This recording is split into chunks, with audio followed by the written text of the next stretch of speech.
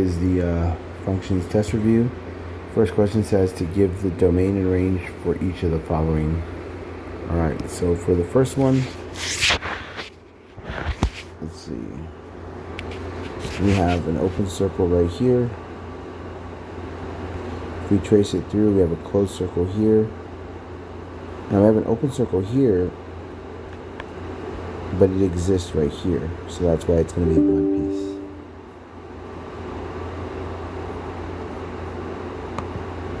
Alright, and then from here we have an arrowhead that goes towards infinity. So that's what the domain looks like right there. From -2 all the way to positive infinity. So my domain here would be -2, open circle parentheses to positive infinity parentheses.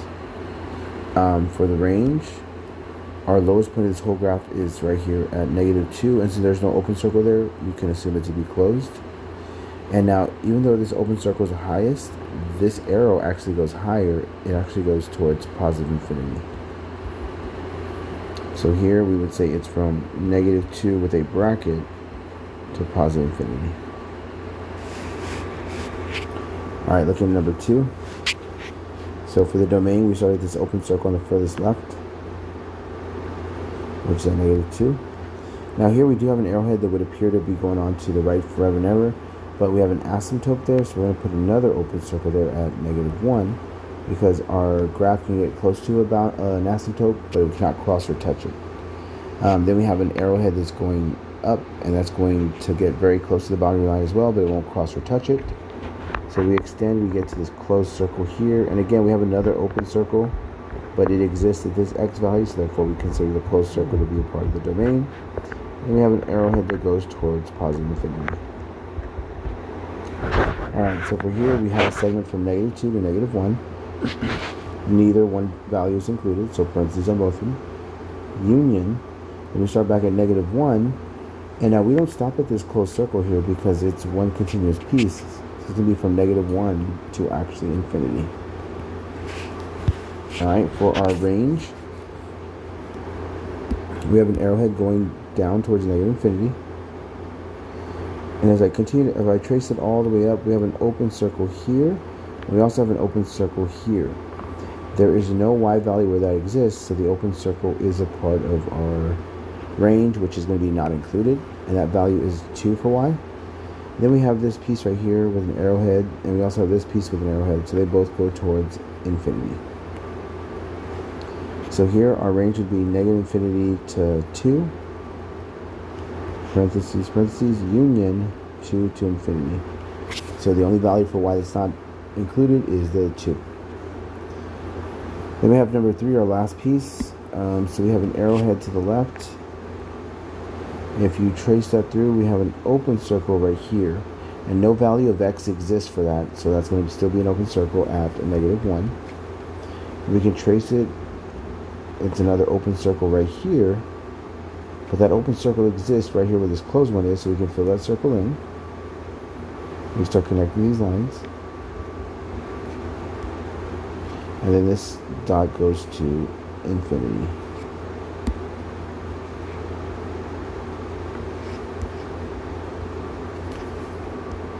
Alright, so for our domain, we can see it goes towards -infinity. It stops at -1, not included. Union, -1, not included, to positive infinity. Alright, from here we can do the range. The range, we have an arrowhead at the bottom right here, going towards -infinity. You trace that going up, it stops at this open circle, and you have 2 open circles here, so that means it does not actually exist there. There is no value at 0 for y that exists. Now if you move on, the next highest point is right here at 2, and we put a closed circle there because we don't have a value there, but there's no open circle, so we're going to say that's at 2. Sorry, there's no open circle there, so the closed circle is at 2. Then we have a break between 2 and 3, so there's a gap right here between those two, so we can have a closed circle at 3. And then if you continue to follow it all the way through, it goes towards infinity. So this is one piece here. Alright, so we go -infinity to 0. Parentheses, parentheses. The open circle, union 0 to 2. 2 has a bracket because it's included. union 3 with a bracket, and that goes towards infinity. So there's your domain and range for numbers 1 through 3.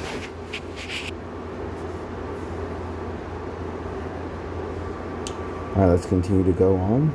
It says find the range, so it's asking me to find y when given the domain x. Alright, so we just plug that in. So y equals -2 times, start with the first x value, -2 plus 1. If you work that out, you do get 5. For the next one, y equals -2 parentheses -1 plus 1, which would be 3. And then for our last one, y equals -2 times 3, which is -6 plus 1, which is -5.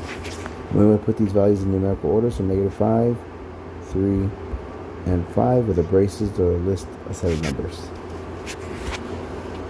Alright, for the range here, for the next one, it says given the domain x, find the range, given the range y, find the domain x. Okay, so this time we're going to set them equal to.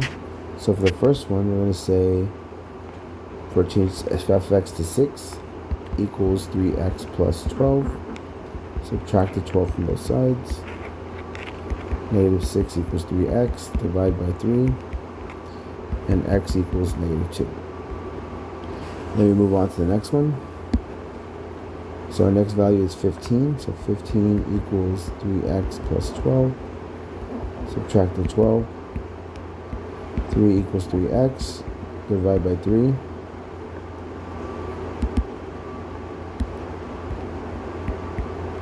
And x equals 1.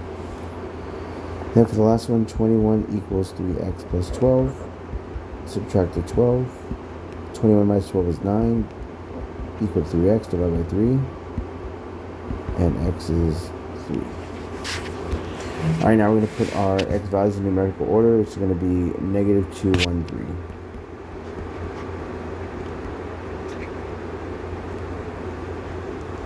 Alright, on what intervals of x is f of x constant? Alright, so with this here, remember, if you recall, always use parentheses unless there's a closed dot that is above or below the x-axis for positive negative, and that is included. So a closed dot, that's an endpoint that's included. So always use parentheses for the most part here.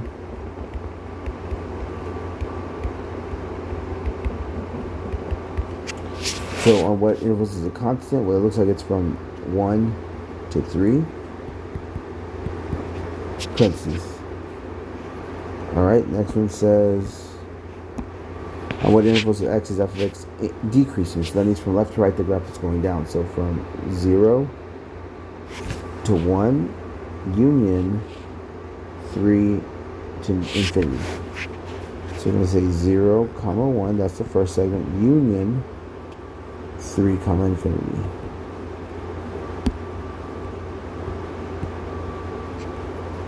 Alright, the next one says, on what intervals of x is f of x increasing? So that means from left to right it's going up, so it's from negative infinity to -1.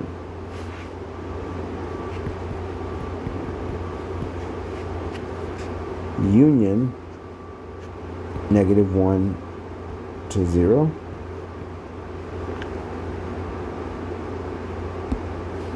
And once I do that, nowhere else is it increasing. The right one's going down or decreasing, one's constant, and another one's decreasing.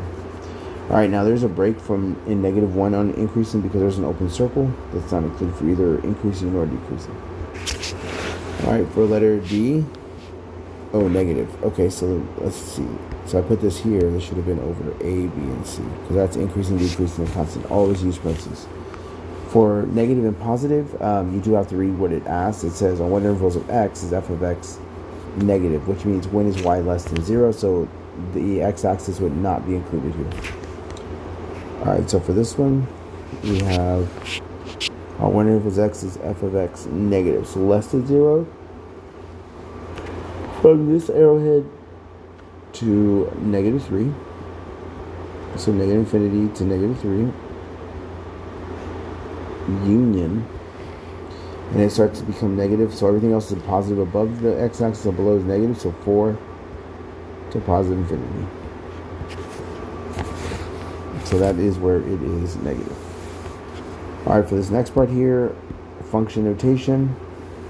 So it says f of 2. So when you see this, f of 2, x is 2. F of negative 2, x is negative 2. F of x equals 0, 0 is a y value. So they're asking you to find what the value of x is when when the value of y is when x is 2. So you go over here, x is 2, hits right here, the y value there is 2. F of negative 2 hits right here, and it's 1. And this last one here, it says when y is 0. So whenever I say when y is 0, that's going to be multiple points. So all I do is I draw a horizontal line. I see it hits the graph here at negative 3 and here at 4.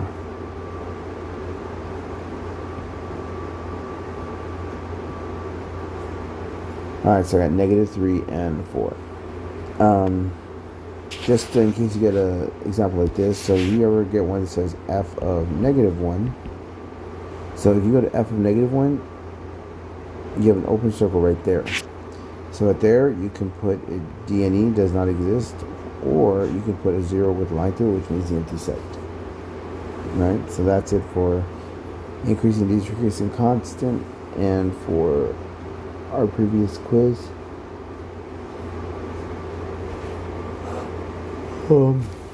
Let's keep going here. Alright, number 7 says, so these are the independent, dependent ones, the word problems. A company manufactures and sells shirts. The daily profit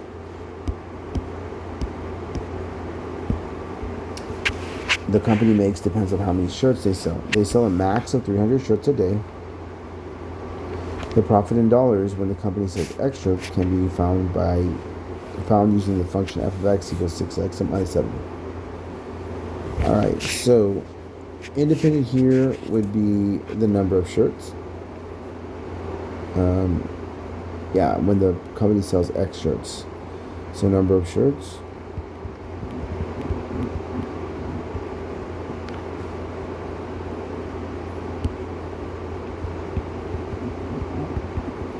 And for dependent, it's going to be the profit in dollars.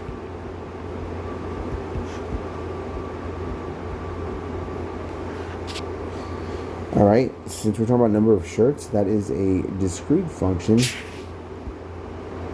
because it's like 1 shirt, 2 shirts, 3 shirts, 4 shirts, and so on.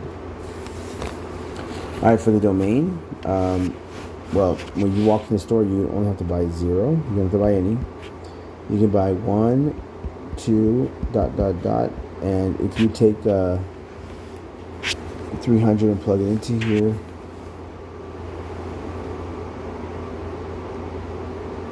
that's what you get.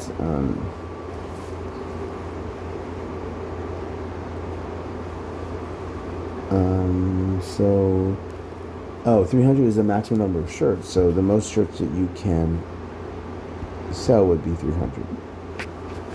All right, now this one's a little bit different. This next one, because you're selling shirts, if you look at the equation, it says f of x equals 6x minus 70. So if you actually just sell 1 shirt, or if you sell 0 shirts, you actually lose negative 70. You lose $70. That's why negative 70 is there. If you only sell 1 shirt, then your profit becomes negative 64. So you're still in the red, so you're not making money yet. If you sell 2 shirts, again, you drop down another $6, you're at negative 58, ... And then once you get to the end at 300, if you plug 300 into the function, you're 1,730. Okay. So number of shirts is discrete. The profit depends on the number of shirts. Shirts together.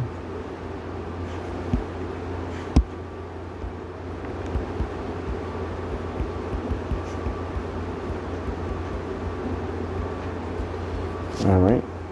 So number of shirts is independent. Profit is dependent on the number of shirts sold. It is a discrete function because number of shirts should not be torn apart. Domain of number of shirts you can sell from 0 all the way to 300, but independent discretely. So 0, 1, 2, dot, dot, dot, dot, 300. And then from here, you take your values. If you sell 0 shirts, you make negative $70. If you sell 1 shirt, you get negative 64. If you sell 2 shirts, you get negative 58, and so on until if you sell all your shirts on both sides, you make $1,730 in profit. All right, the next one says, name 4 parent function whose domain is all real numbers. So there's like several of them. One of them is linear. Domain and range are all real numbers. You have constant, which domain is all real numbers. You have quadratic, cubic,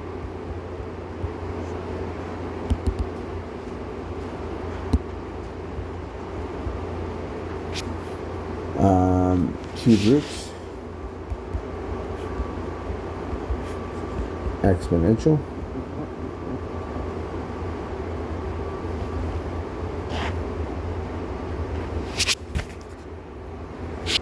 all right, so after exponential,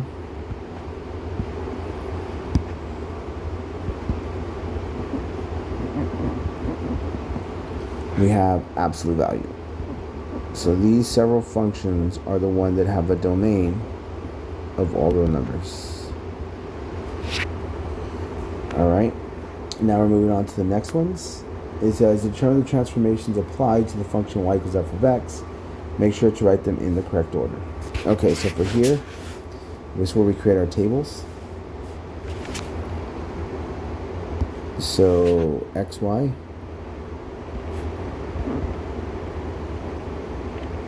So I like to do horizontal first. Alright, so inside we have x minus 3, inside is y, so that's going to be right 3. On the next one, we have a negative sign, which reflects across the x-axis. Then we have a 2, which is greater than 1, so it's a vertical stretch by 2. For the next one after this, you'll notice in front of the x there is a negative sign. So we've talked about this. Anytime there's something in front of the x, that needs to be factored out. So if I divide this by negative 1, I get x. Divide this by negative 1, I get positive 2. And then plus 1. Alright, for my transformations here, here's x, here's y. Alright, so here we have a negative for x, which reflects across the y-axis. Then we had x plus 2, which inside is y is left 2. We don't have a reflection or a stretch in the front of the f, but we do have a plus 1 at the end, which is up 1. Alright, moving on to the next one. So y equals negative f of 2x.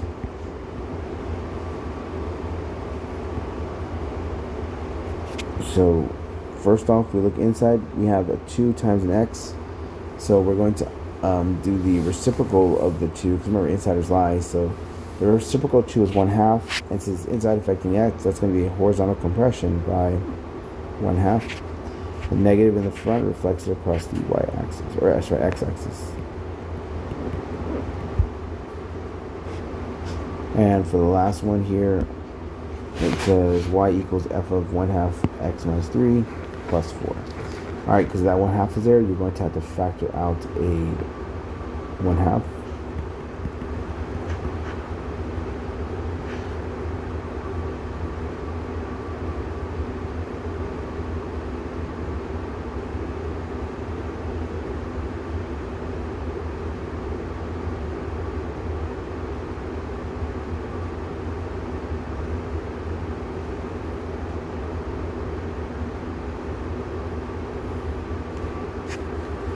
Alright, so y equals f of 1/2. So we're going to factor out that 1/2.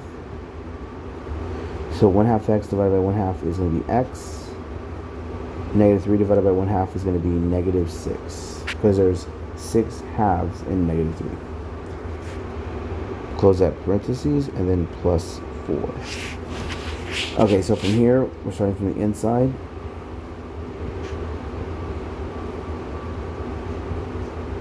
Okay. So first we start with the 1/2 right here. That 1/2 is we do the reciprocal, so that's a 2, so it's a horizontal stretch by 2.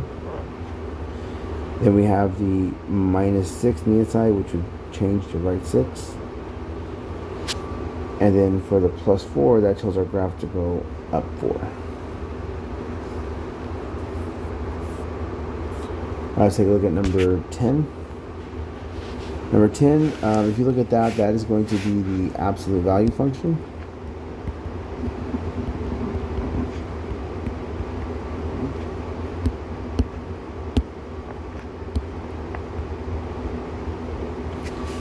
Oh, absolute value is absolute value. Y equals the absolute bar, x absolute bar, that's absolute value function. The transformations, well, if you think about this original one, it's supposed to be here.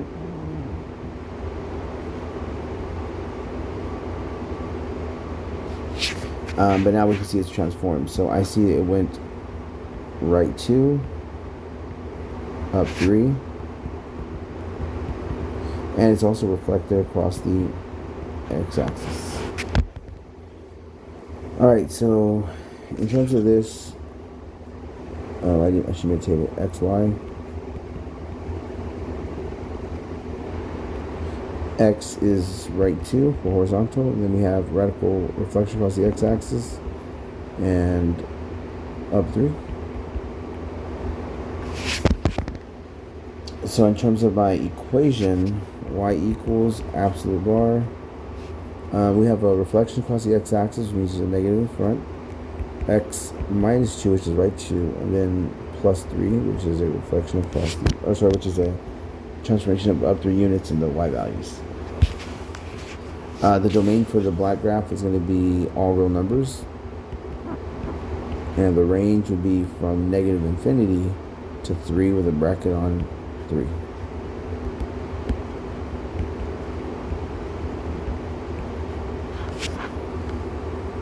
Alright, so there's that one there. Let's look at number 11. That parent function is quadratic, which would be y equals x squared. The transformation, so originally that's supposed to be here.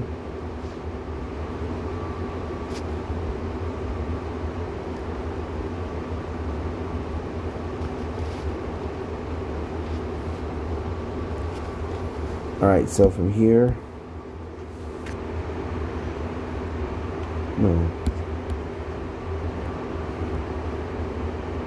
there's my graph.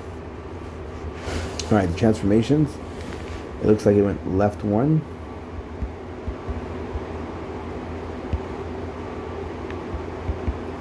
And then it went down 3. So left 1 and down 3. For my equation, y equals, parentheses, there's no reflection across the x-axis. There's nothing to multiply.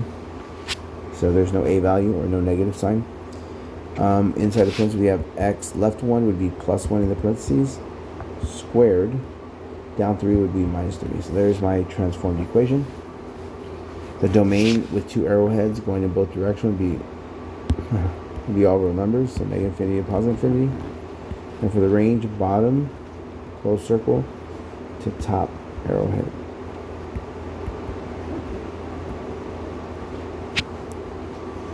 Alright, so there is number 11, the quadratic function. So remember, domain is all real numbers, range is from bottom to top, so that's 3 with a bracket towards infinity. And last, we have one where it says, given y equals 2 times f of negative x plus 1 plus 3, state the xy rules, then apply them to the function f. Okay. So before we start doing this, you'll notice there's a sign in front of the x, so we're going to factor out a negative. Divide this by -1, you get x. Divide this by -1, you get -1. Close parentheses, plus 3. Alright, so it asks us to state the xy rule, then apply the function. Okay, so for me, when I do the xy rule,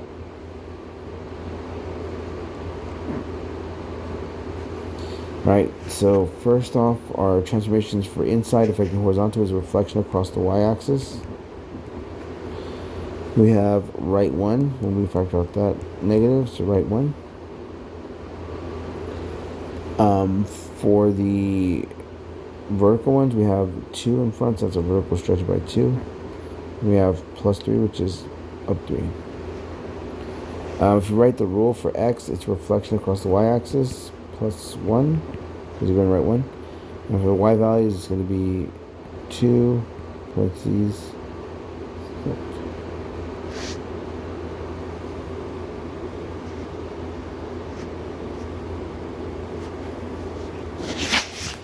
Alright, so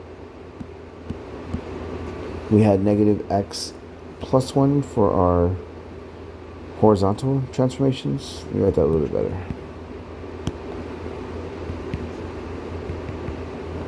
And then for my y values, we have vertical stretch by 2, so 2y up 3 plus 3. Alright, and you can see our original table right there, negative 3, negative 2, negative 1, 0, 1, 0, 2, and then negative 5, negative 4, and so on. So for the x's, we apply this rule. So we plug in negative 3. Negative, negative is positive. 3 plus 1 is 4. Negative, negative is positive. So 2 plus 1 is 3. Negative 1 plus 1 is 2. 0 plus 1 is 1. And 2 plugged in is negative 2. And that's going to be negative 1. The y values, you do the same thing, except you're plugging them into the y function one that we came up with. So 5, 2 times 5 is 10. 10 plus 3 is 13. 2 times negative 4 is negative 8. Negative 8 plus 3 is negative 5. Then we plug in the 3. 2 times 3 is 6. 6 plus 3 is 9.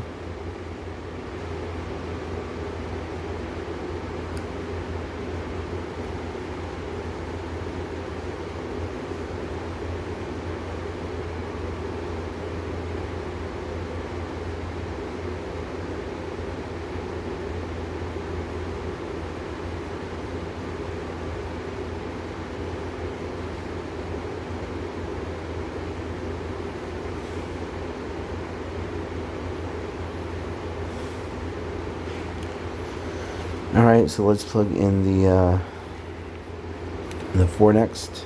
2 times 4 is 8. 8 plus 3 is 11. And last, negative 1. 2 times negative 1 is negative 2. Negative 2 plus 3 is 1. Alright, and that is going to be the review. So if you want to just make sure you have everything covered, you want to review some of your old notes, just take a look at it, make sure everything on stuff we've done in class is going to be potentially on the test. So make sure you understand increasing, decreasing, positive, negative, know the differences, how to calculate or how to find your domain and range, whether it's a discrete or a continuous function. Make sure you understand those word problems we talked about. I saw that up there. Know your parent functions, name, equations, domain and range. And then pretty much what we're doing here with the transformations, again, ones to be careful of are ones that have the number or sign, negative sign in front of x that you need to factor out, how to write your XY rules, and so on. All right, this will be posted in Schoology.